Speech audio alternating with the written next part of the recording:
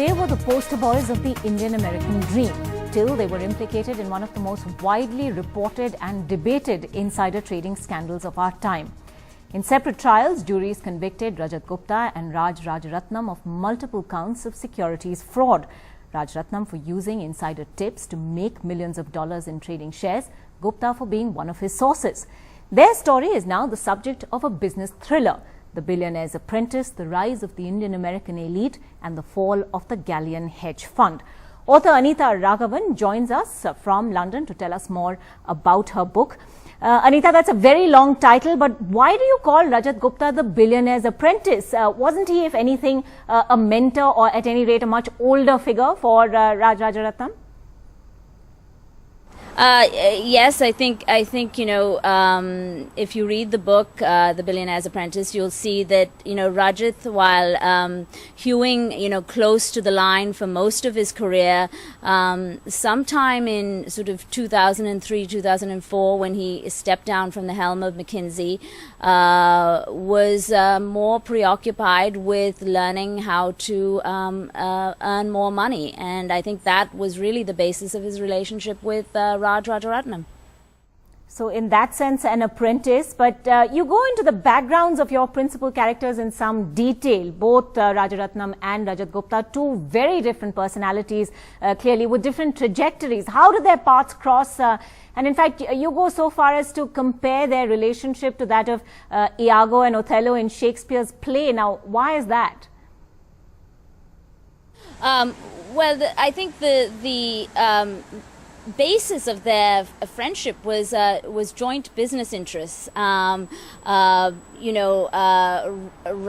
actually met Raj Rajratnam in the 1990s when he heard that Raj had given very generously to a pet philanthropic project of his, the Indian School of Business. But the two weren't really close until Rajat stepped down from the helm of McKinsey, and they got into business together on this partnership called New Silk Route. And as a result of their joint venture, they ended up spending more time together.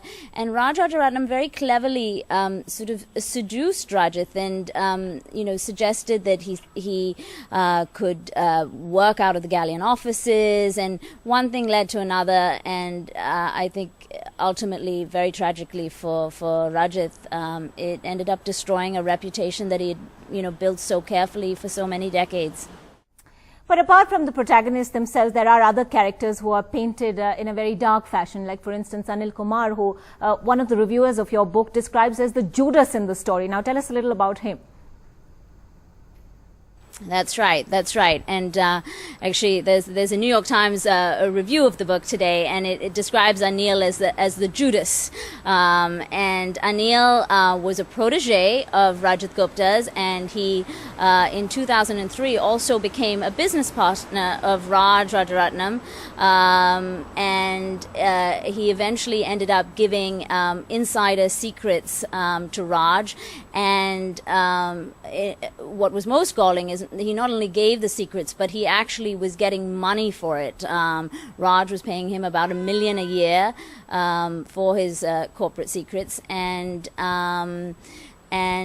when Raj was arrested, Anil Kumar was the first person to cooperate with the U.S. government, and that was a huge victory for the U.S. Attorney's Office, because Anil was able to connect the dots in a way that no other witness could, and he was impressive on the stand, both in the Rajratnam trial, but also in the Rajat Gupta trial.